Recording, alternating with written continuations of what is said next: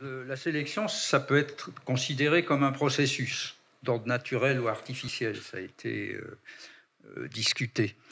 Ces processus naturels et artificiels, ça fait déjà des siècles qu'ils font l'objet de réflexions pour voir qu'est-ce qui est un bon modèle pour l'autre. Est-ce que c'est le naturel pour l'artificiel ou l'artificiel pour le naturel, par exemple. La sélection, ça peut être aussi considéré comme une action. Avec des résultats d'une action. Si cette action a des résultats qui sont à peu près toujours les mêmes, on peut considérer que la sélection est une sorte de fonction économique ou biologique et qu'on a un fonctionnement réglé par ça. Mais il reste des ambiguïtés, beaucoup. Et je pense que cette reprise des questions de sélection pendant la journée permettra de spécifier un peu mieux les usages et le sens dans les différents contextes ou situations qui sont pris en compte. Elle permettra aussi de réfléchir à une question qui n'a pas vraiment été posée pendant les séminaires, qui est la question du mérite et de la méritocratie. Avec l'espèce de... la manière dont on aborde ces questions, soit en disant mais c'est normal, ça ne se discute pas, soit au contraire en les révoquant. Je pense que ça permettra d'aller un petit peu plus loin. Voilà un peu ce que je souhaitais dire. Alors il y a deux intervenants pour cette première partie. D'une part, Philippe Léger, si tu... donc, qui est maître de conférence en économie à l'Université de Picardie, l'Université Jules Verne, qui a déjà beaucoup travaillé toutes ces questions, les analogies avec la concurrence économique et sélection naturelle. Je signale d'ailleurs que sur cette question-là, il y avait un point de vue qui était venu de la biologie par Jean Gaillon, qui avait beaucoup travaillé et publié sur cette question des relations, qui est modèle pour l'autre, quel sens ça a. Malheureusement, Jean Gaillon est décédé il y a 2 ans et il a été difficile de le faire venir ici. Voilà, je vais tout de suite passer la parole donc à... Merci beaucoup. Merci au Centre d'Alembert pour l'organisation du colloque et pour cette invitation. Je me présente très rapidement. Donc, moi, je suis économiste spécialisé en histoire de la pensée économique. Donc, je m'intéresse à l'histoire des idées économiques et des idées politiques. Je ne suis pas un scientifique. C'est important puisque ici, il est question notamment de la question de l'analogie entre les deux champs disciplinaires. Alors pourquoi est-ce que je vais vous parler de Spencer et Hayek? Donc non pas l'usage du concept de sélection chez les économistes en général, mais chez ces deux auteurs. La première raison, c'est que ce sont des penseurs très influents. Si je commence, donc un auteur du 19e siècle, l'autre du 20e siècle, par Herbert Spencer, c'est, pour ceux qui le connaîtraient mal, un auteur qui a été extrêmement célèbre de son vivant, avec une diffusion extraordinaire de ses œuvres, qui touchent de nombreux domaines, qui ont été traduites dans de très nombreuses langues, diffusées sur tous les continents, donc touchant aussi bien la psychologie, la biologie, la sociologie, etc. L'un de ses ouvrages, Study of Sociology, a servi pendant plusieurs décennies de manuel de référence aux États-Unis et a donc beaucoup influencé la façon dont la sociologie est née et a été enseignée dans ce pays. Par ailleurs, je parlais de diffusion. De son vivant, Spencer a vendu plus d'1 million d'exemplaires de ses différents ouvrages. Il est probablement le premier ou l'un des premiers auteurs dans ce cas. Il a reçu de très nombreuses distinctions, membre de la Royal Society, de l'Académie des Lyncéens en Italie, membre correspondant de la Société royale de Naples, correspondant d'Institut de France, membre de l'Académie royale du Danemark, et j'en passe. Bref, c'était vraiment quelqu'un de très en vue et qu'on considérait comme un scientifique très, très renommé. Et puis, au XXe siècle, il tombe progressivement dans l'oubli. Et pour citer un ouvrage de Patrick Thor sur Spencer, selon Thor, cette disparition du nom propre, de l'exposé doctrinal et du commentaire textuel consacre moins un dépérissement philosophique lié à une épistémologie assez largement obsolète qu'un accomplissement idéologique dans la sphère de la vie quotidienne. Alors je ne vais pas me prononcer sur le bien fondé de cette affirmation. Je ne sais pas si notre époque est le signe de l'accomplissement idéologique de Spencer, mais plus modestement, je voudrais montrer que la pensée d'un auteur très influent au XXe siècle, dont je vais vous parler à présent, Hayek, est, disons, bien qu'il s'en démarque de façon formelle, assez influencé par la pensée de Spencer et qu'elle contient des résurgences de ce qu'on a appelé le darwinisme social spencerien. Alors cette expression darwinisme social est, on le sait, très malheureuse. C'est une expression qui date de 1879. Elle est inappropriée puisque Darwin a récusé en grande partie le contenu de cette doctrine. Il a critiqué explicitement Spencer, notamment dans son autobiographie, mais toujours est-il que c'est sous ce nom-là que cette doctrine est connue. Elle désigne, je serai plus précis tout à l'heure, mais elle désigne, pour faire vite, l'idée assez vague selon laquelle la compétition, assimilée à une lutte pour la vie, engendre un progrès dans le sens d'une amélioration, car elle permettrait la survie des plus aptes. Et cette expression de survie des plus aptes est une expression qui est inventée par Spencer, et ce qui n'a peut-être pas contribué à la clarification des débats, qui a été reprise dans la 5e édition de l'Origine des espèces par Darwin. Il me semble que ça permettra donc de donner un éclairage sur une assertion qui figure dans le programme du colloque.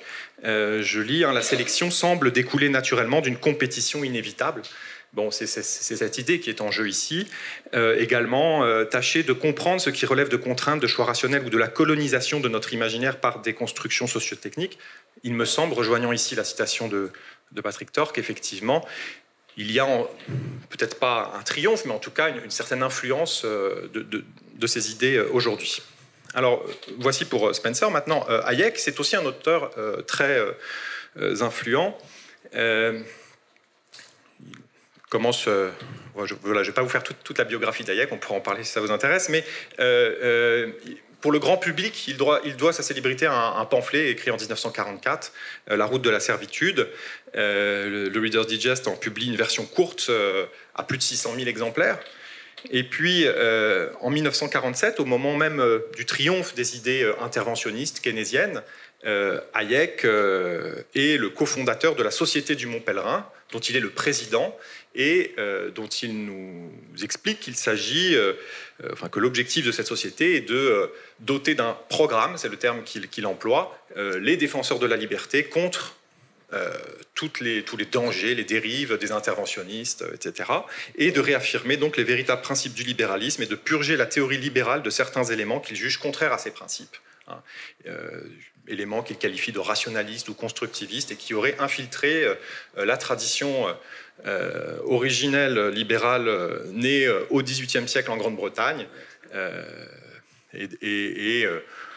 Par exemple, puisque j'ai beaucoup travaillé là-dessus, l'un des responsables de cette perversion du libéralisme originel est selon lui John Stuart Mill au XIXe siècle, qui aurait importé des idées continentales, françaises, rationalistes dans ce libéralisme. Par ailleurs, il est aussi, je dirais, récipiendaire du prix de la Banque de Suède en sciences économiques en mémoire d'Alfred Nobel, mais désigné comme prix Nobel médiatiquement, même si c'est quelque chose d'assez différent, en 1974, où là on voit, je dirais, que le triomphe des idées interventionnistes et keynésiennes dont je parlais tout à l'heure, dans les années 70, les choses changent et cela va permettre à Hayek d'avoir une certaine aura, un certain prestige. Il rencontre aussi des hommes politiques, en l'occurrence, là je vais parler d'une femme politique, Margaret Thatcher, en 1975, avant plusieurs années avant son élection, au siège de l'Institute of Economic Affairs, qui est un autre think tank, complémentaire et beaucoup moins connu, mais tout aussi important que la Société du Mont Pèlerin. Hayek avait cherché à convaincre le riche donateur à l'origine de la création de ce think tank, peu après la création de la Société du Mont Pèlerin, en expliquant que, alors que le premier s'attachait à convaincre une élite intellectuelle, l'Institute of Economic Affairs devait viser, je le cite, les marchands d'idées de seconde main, c'est une traduction littérale, un groupe d'une importance décisive, car, dit Hayek, il détermine ce que pensent les masses. Donc on voit ici que, bien qu'Hayek critique ce qu'il appelle le constructivisme, et on va le voir, fait beaucoup l'usage de l'adjectif spontané, il y a une véritable entreprise de persuasion chez Hayek, qui n'a donc rien de spontané, qui correspond à un projet politique très précis, dont les détails figurent dans certains de ses ouvrages. Et cette entreprise a eu un certain succès, puisque à la fin de sa vie, les idées d'Hayek exercent une grande influence. Ses ouvrages sont cités par plusieurs chefs d'État, et même post-mortem, il a aussi influencé la façon dont fut menée dans les années 90 la transition des économies d'Europe de l'Est. Je donne juste cette citation de Václav Klaus qui explique rétrospectivement « Nous avons tous nos héros, Hayek fut pour moi l'un des plus grands. En tant que ministre des Finances chargé de la transformation du système économique tchécoslovaque, j'étais, du moins je l'espère, un véritable Hayekien. » Donc les instituts Hayek fleurissent dans les anciens pays d'Europe centrale et orientale, à partir de la fin des années 90. Et comme le remarque Gilles Dostalaer, Hayek a été sur le plan de la pensée, mais aussi sur celui de l'action, un des principaux artisans de la reconstruction du libéralisme. Ce que j'ai essayé de montrer dans ma thèse, mais là je vais m'intéresser à un aspect plus précis, c'est que l'objet même de cette reconstruction est très ambigu. Alors, d'abord, je vais donc parler un peu de Spencer. Alors, vous voyez, ce sont deux auteurs très prolifiques. Autrement dit, je ne sais pas si j'aurai le temps d'aller jusqu'au bout de mon propos. Spencer, c'est d'abord un ingénieur qui travaille pour une société de chemin de fer, et c'est assez typique pour quelqu'un de ce milieu à cette époque-là, qui est libéral. Et il écrit, alors il est à ce moment-là très jeune, « L'État n'a pas d'autre fonction que celle de sauvegarder les droits. Il n'a pas à réguler le commerce, à éduquer le peuple, à enseigner la religion, à administrer la charité, à faire des routes et des chemins de fer. » La Grande-Bretagne est le seul pays dans lequel les chemins de fer vont rester confiés à l'initiative privée aussi longtemps. Il doit juste défendre les droits naturels de l'homme, protéger la personne et la propriété. Alors, certains, par exemple un historien des idées qui s'appelle John Gray, estiment que c'est dans Spencer que nous trouvons la plus complète et systématique application du principe libéral classique d'égale liberté, et c'est une affirmation qui me semble assez contestable, c'est-à-dire qu'on voit déjà chez le jeune Spencer un glissement par rapport aux positions de ses aînés. Le plus célèbre d'entre eux, Adam Smith, expliquait certes que le souverain doit être, je cite, débarrassé de la charge d'être le surintendant de l'industrie des particuliers, de la diriger vers les emplois les mieux assortis à l'intérêt général de la société. Et donc Smith était en ce sens un auteur libéral sur le plan économique, mais quand on regarde dans le détail, il explique que parmi les trois devoirs du souverain, il y a le devoir d'ériger et d'entretenir certains ouvrages publics et certaines institutions que l'intérêt privé d'un particulier ou de quelques particuliers ne pourrait jamais les porter à ériger ou entretenir. Et il mentionne l'instruction publique quasi gratuite, on est en 1776, et les infrastructures propres à faciliter le commerce, routes, ponts, phares, ports, etc. Et bon, on peut imaginer qu'à partir de ce principe, cette définition puisse être étendue. Spencer, lui, s'oppose explicitement, c'était la citation précédente, à cette vision des choses. Il dit que même dans ces domaines, l'État ne doit pas intervenir, et donc en ce sens, il est, je ne vais pas dire ultra-libéral, c'est un terme trop péjoratif, mais disons en tout cas beaucoup plus libéral que Smith. Et puis, ça c'était une œuvre de jeunesse. Ensuite, dans son ouvrage intitulé Social Statics, il explique qu'il existe un droit des individus à ignorer l'État. Alors ça, ce sont des passages qui ont été maintes fois réédités par plutôt aujourd'hui des cercles qui se qualifient eux-mêmes de libertariens. Et c'est quelque chose d'assez rare au XIXe siècle. On trouve ça chez Bastiat, on trouve ça chez Spencer, mais finalement chez assez peu d'auteurs. Dès les premières lignes, Spencer affirme le droit du citoyen à refuser de payer l'impôt. il est intéressant aussi de noter que lorsqu'il s'agit de critiquer l'intervention publique, systématiquement, il mobilise une analogie mécaniste. Il se réfère à la physique pour dénoncer une erreur concernant l'effet net de l'action publique. Et il nous dit, si je traduis, il nous dit que la machine gouvernementale, enfin voilà, le gouvernement est une machine, c'est une machine gouvernementale, et comme chacun sait, eh bien, cette machine ne peut pas rendre plus d'énergie en sortie qu'elle en a pris dans la société. Donc finalement, le gouvernement est vu comme une espèce de machine qui pompe des ressources dans la société, qui, elle, on va le voir, est assimilée à un organisme, et au mieux, elle ne peut que rendre cette énergie, ces initiatives, etc., qu'elle a temporairement empêchées, elle peut en faire autre chose. Et je dis au mieux parce qu'en fait, il y a des frictions, c'est le terme qu'il emploie, et donc ce sera forcément finalement pour un résultat net inférieur à ce que l'initiative privée aurait produit. Je cite, de même que l'inventeur du mouvement perpétuel croit pouvoir, par une ingénieuse disposition des pièces, faire rendre à sa machine plus de force qu'elle n'en a reçu, de même l'inventeur politique s'imagine ordinairement qu'une machine administrative bien montée et adroitement maniée marchera sans dépenser. Il croit obtenir d'un peuple stupide les effets de l'intelligence et de citoyens inférieurs une qualité de conduite supérieure. Alors, la pensée de Spencer, par ailleurs, est organiciste, dans le sens où, et là ça n'a rien d'original, à la question « qu'est-ce qu'une société ?» qu'il pose dans ses principes de la sociologie, il répond immédiatement « une société est un organisme ». Ce sont des propos qu'on trouve chez des auteurs beaucoup plus anciens, mais qui connaît cette conception un succès particulièrement important au XVIIIe, XIXe siècle, sous la plume de penseurs qui s'intéressent à la société et donc la comparent à un corps vivant. On peut penser à Saint-Simon, la réunion des hommes constitue un véritable être dont l'existence est plus ou moins vigoureuse ou chancelante suivant que ses organes s'acquittent plus ou moins régulièrement des fonctions qui leur sont confiées, à son élève Auguste Comte bien sûr, mais aussi à des économistes libéraux. C'est une analogie qu'on trouve, je dirais, dans tous les camps politiques à l'époque. Ainsi, pour Jean-Baptiste Say, les sociétés sont des corps vivants, de même que le corps humain. Elles ne subsistent, elles ne vivent que par le jeu des parties dont elles se composent, comme le corps de l'individu ne subsiste que par l'action de ses organes. Et c'est même ainsi qu'il définit l'économie politique. Pour Jean-Baptiste Say, c'est l'étude des fonctions des différentes parties du corps social. Il y a néanmoins plusieurs spécificités à cet organicisme spencerien, et c'est le point que je vais aborder à présent. D'abord, il nous dit que on ne peut pas manquer de remarquer que l'offre et la demande, c'est la loi de la vie, de la même façon que c'est la loi du commerce.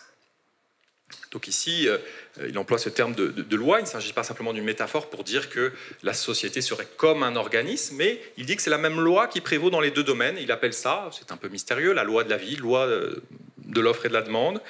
Et il nous dit que une potentialité des individus que les potentialités des individus ne peuvent être développées que sous la stricte discipline de la nécessité. Et dans une lettre à John Stuart Mill, Spencer estime que l'affaire de la science morale est de déduire des lois de la vie et des conditions d'existence quelle sorte d'action tendent nécessairement à produire du bonheur. Ces déductions seront reconnues comme loi de la conduite et il faudra s'y conformer, indépendamment d'une estimation directe du bonheur et de la souffrance. Donc en apparence, une forme d'utilitarisme indirect. Donc il y a, si je résume, une continuité simple entre le biologique et le social. Et il y a aussi chez Spencer l'idée que dans cette analogie, les premiers à avoir fait la découverte fondamentale ne sont pas les scientifiques qui s'intéressent aux vivants, mais les économistes. Alors ça, c'est une idée qu'on retrouve chez Hayek, c'est l'idée que les biologistes ont copié les économistes. Je cite Spencer, il nous dit que la division du travail, dont les économistes ont fait les premiers un phénomène social de premier ordre, et que les biologistes ont reconnu ensuite parmi les phénomènes des corps vivants en la nommant division physiologique du travail, est le fait qui constitue la société, comme l'animal, à l'état de corps vivant. Et il parle là d'une, c'est le terme qu'il emploie, analogie parfaite. Et cette antériorité, elle est aussi reprise chez Hayek, qui explique notamment que le grand-père de Darwin a lu David Hume, et donne des éléments pour essayer d'étayer cette hypothèse.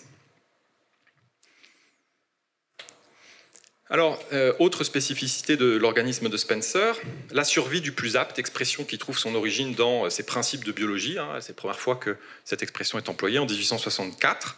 Et il y revendique l'identité entre sa propre théorie et celle de Darwin, qui à l'époque avait seulement publié l'origine des espèces. Je cite, « Cette survie du plus apte, que j'emploie ici en termes mécaniques, est ce que M. Darwin a nommé la sélection naturelle ou la préservation des races favorisées dans la lutte pour la vie. » Avant de voir les conséquences que Spencer tire de tout ça, un dernier point sur les spécificités de son organisme, on l'associe parfois à l'eugénisme, doctrine qui est née à peu près à la même époque, dans les mêmes milieux. Bon, c'est une erreur. Alors que Galton voulait intervenir pour modifier la sélection naturelle et empêcher la transmission de supposés tares, et donc éviter une dégénérescence de la société et des individus, ça n'est pas vraiment l'idéologie de Spencer. Au contraire, Spencer, et c'est logique si on repense à tout ce que je vous ai expliqué précédemment, il estime que des artifices sociaux entravent la sélection naturelle. Donc c'est différent. Il ne souhaite pas, comme Galton et ses successeurs le feront, stériliser des individus, puisqu'il s'agit de ça. Il souhaite supprimer toute une série d'institutions sociales qui, de notre point de vue, étaient vraiment très faibles à l'époque, embryonnaires, mais qui sont déjà, dit Spencer, très dangereuses.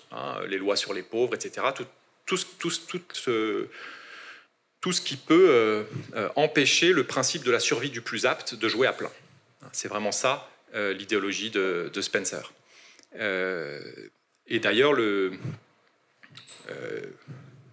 les principales applications, en particulier au début du XXe siècle, de l'eugénisme, ont plutôt eu lieu dans des pays, les États-Unis ou la Scandinavie, à l'initiative d'auteurs qui se voulaient progressistes, et qui n'avaient pas exactement la même idéologie que Spencer. Et c'est un fait qu'il faut regarder en face. Même par exemple chez John Maynard Keynes, on trouve une note de bas de page assez favorable à l'eugénisme. Spencer, c'est pas ça. Mais ce sont, je dirais, des conclusions qu'on pourrait qualifier de malthusiennes, au sens que ce terme revêt aujourd'hui. Alors, il dénonce les lois sur les pauvres, qui sont extrêmement dures, comme vous le savez, mais qui, pour lui, sont déjà trop favorables à ces individus. Alors, c'est moi qui ai souligné dans cette situation. Dans cette citation, il explique que dans cette guerre universelle, finalement, c'est la plus... alors, il utilise une analogie. Ici, il parle des animaux, et il dit que dans cette guerre universelle, ce sont les moins vigoureux qui doivent être tués par d'autres, plutôt que de continuer à végéter une vie faiblarde et douloureuse, dit-il. Donc il insiste finalement sur le caractère moral du fait d'abréger les souffrances de ces nombreux individus. Et il nous dit ensuite qu'il en va de même chez les hommes. Oui. Il en va de même chez les hommes, et que cette discipline sévère existe, mais qu'aujourd'hui elle est entravée par des institutions sociales qu'il souhaite donc voir supprimées. Alors, j'accélère un peu. Quoi qu'en disent certains, cette idéologie est présente chez Spencer du début à la fin.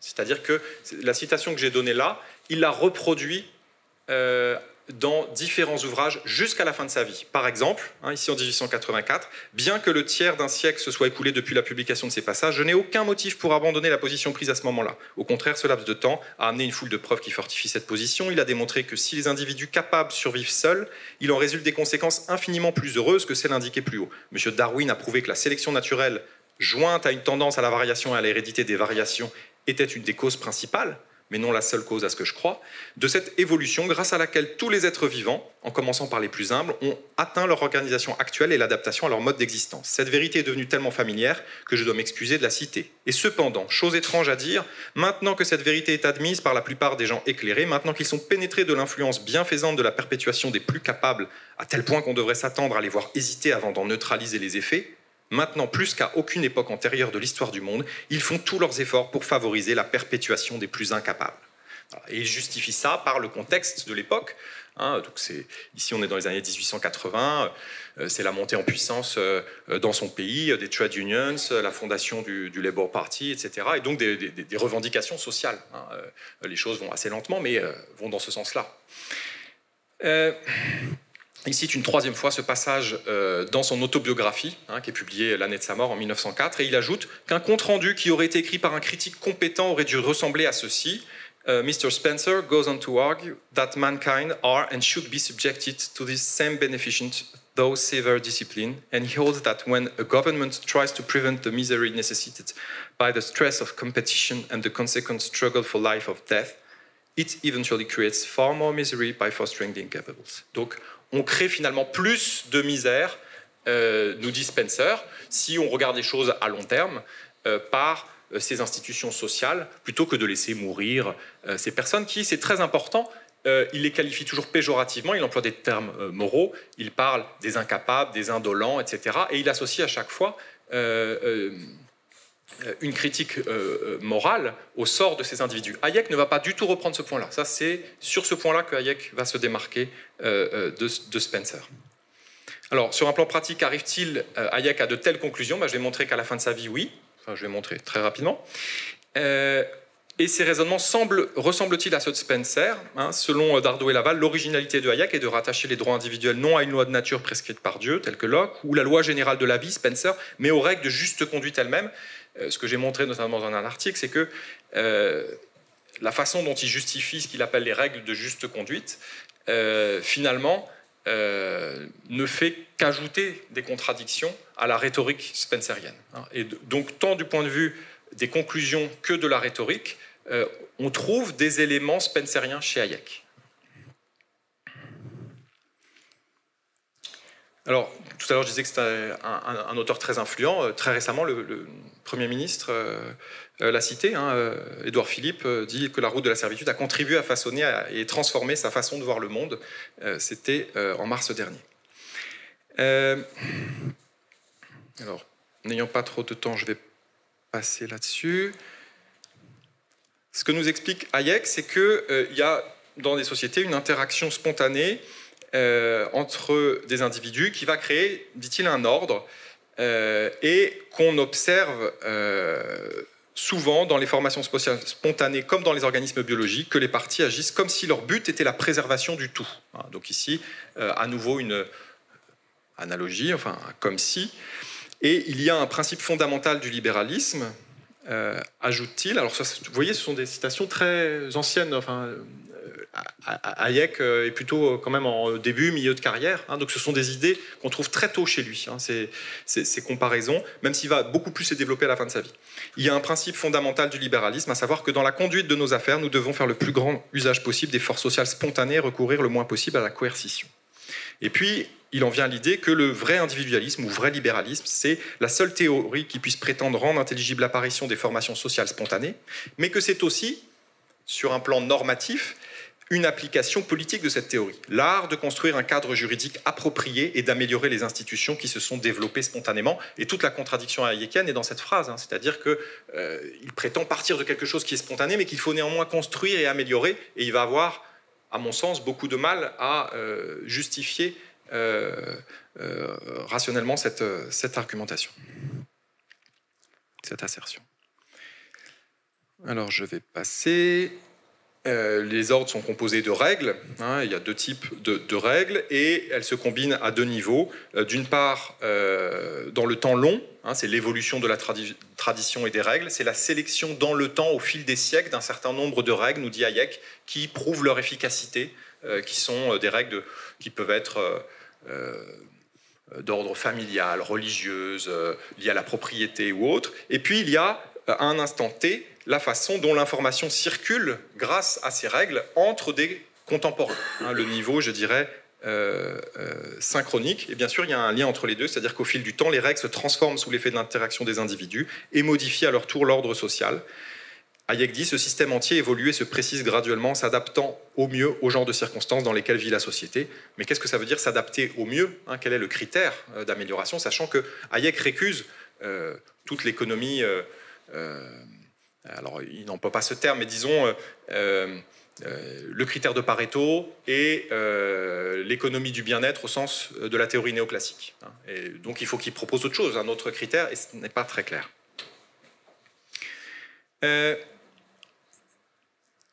Pour Hayek, ces règles ont été sélectionnées, dit-il, dans un processus d'évolution et constituent la seule adaptation de l'homme à son milieu. Bon. La nature de ce processus reste assez vague. Il définit toute évolution culturelle ou biologique comme un processus d'adaptation continue à des événements imprévisibles. Donc, c'est un propos, vous en conviendrez, relativement vague. Et une première difficulté d'interprétation porte sur la nature exacte de l'analogie qu'il propose avec la théorie de l'évolution naturelle. Donc, il se réfère beaucoup à Darwin à partir des années 60. Il dit... Les philosophes moralistes du XVIIIe siècle sont des darwiniens avant Darwin, c'est ce que j'expliquais tout à l'heure. Il déclare refuser le darwinisme social, donc il se démarque de Spencer, au moins formellement, en raison, dit-il, d'importantes différences entre les façons dont opère le processus de sélection dans les deux domaines. Mais tout en récusant l'emploi littéral de la théorie darwinienne, il considère, je cite, que la conception de base de l'évolution est la même dans les deux domaines.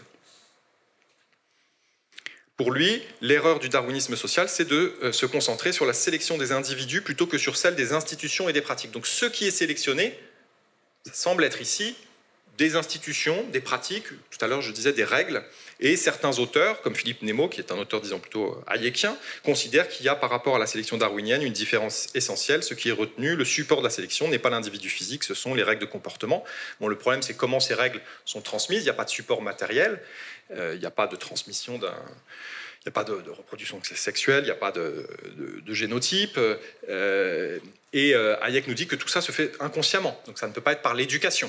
Alors il dit c'est par imitation et tradition, et il considère ce mode de transmission, je cite, est considérablement supérieur à la transmission génétique, parce qu'il inclut la transmission de caractère acquis, ce que la transmission génétique ne permet pas. C'est pourquoi il affirme dans d'autres ouvrages que l'évolution culturelle simule le lamarckisme. Tout se passe dans le domaine social et culturel, comme si on pouvait transmettre des caractères acquis. Bon. Mais Hayek affirme parfois que les règles sont progressivement adoptées, non parce que les hommes les auraient consciemment sélectionnées, mais parce que ces personnes qui ont choisi le type de règles appropriées ont elles-mêmes été sélectionnées. Donc là, il s'agit bien des individus qui ont un taux de survie plus important que leurs congénères, donc pour leur nouvelle capacité à se multiplier plus rapidement. Si ces règles assurent la prospérité et la paix, le groupe croît. C'est en ce sens que Hayek se réfère à des règles de conduite auxquelles le groupe doit sa supériorité. Donc ici, le critère nécessaire dont je parlais tout à l'heure, ça serait le critère de survie, de maximisation du nombre de vies. Et d'ailleurs, il emploie ce terme de calcul de vie. C'est une notion assez floue. Et il nous dit, quand bien même cette notion ne peut être prise littéralement, elle constitue plus qu'une métaphore. Donc c'est pas littéral, mais c'est plus qu'une métaphore. Juste deux remarques. C'est ce que certains auteurs appellent la révision de Bentham par Hayek, le plus grand bonheur du plus grand nombre, la maxime utilitariste originelle de Bentham. Et ici, c'est la maximisation juste du plus grand nombre. Donc ôter toute idée de plaisir, de bonheur à la doctrine utilitariste. Et là encore, c'est une différence avec ce que proposait Spencer. Il maintient néanmoins donc le parallèle avec la biologie. Et dernière chose, puisque mon temps est écoulé, la grande question, il y a deux questions au fond, à mon sens, qu'il faut poser à la pensée de ces auteurs. La première, c'est la nature exacte de l'analogie. Qu'est-ce que c'est que cet évolutionnisme il me semble que ça reste quelque chose quand même d'assez flou. C'est ce que j'ai constaté et que j'ai essayé de montrer. Et la deuxième question, qui est d'ordre pratique, que faire des perdants, les perdants de ce processus de sélection. Alors on a vu chez Spencer, c'est très clair, les perdants, il faut les laisser mourir. Hayek en arrive à la même conclusion. Alors pas dans ses premiers écrits, mais à partir des années 70. D'abord, ça commence Alors certains disent il ne faut pas caricaturer Hayek, c'est quelqu'un qui propose un revenu minimum, l'équivalent de ce qu'on appelle aujourd'hui le revenu de base, etc. Tous ces débats, et c'est vrai que ça figure dans une ligne, par exemple, de la route de la servitude. Mais au fil des ouvrages, cette proposition est réduite à la portion congrue. Il explique que ça doit vraiment être une protection contre un dénuement extrême. Ça, c'est dans Droit, législation et liberté. Et puis, dans une nouvelle préface de La route de la servitude, il dit « Je m'étais pas complètement libéré de toutes les superstitions interventionnistes. J'avais par conséquent fait de nombreuses concessions que je considère à présent comme injustifiées. » Et donc, il récuse sa proposition antérieure. Et il dit « Ça peut éventuellement servir à prévenir un grand mécontentement et des réactions violentes. » Mais il explique que sur le plan des principes, c'est quelque chose qui n'est pas admissible, c'est quelque chose, ce revenu minimum, qui est contraire à ce qu'il appelle la société ouverte. Bon. Par ailleurs, il ne s'agit plus de procurer un minimum de bien-être, il dit que ça ne doit concerner que l'individu incapable de pourvoir à sa subsistance. Donc on revient à une idée du 19e siècle, les bons pauvres, les mauvais pauvres. Bon, si vous êtes invalide, oui, mais dans les autres cas, non. Et Hayek défend aussi l'idée selon laquelle nul individu n'a de droit créant sur la société. Il estime que les pauvres doivent leur existence à l'ordre de marché.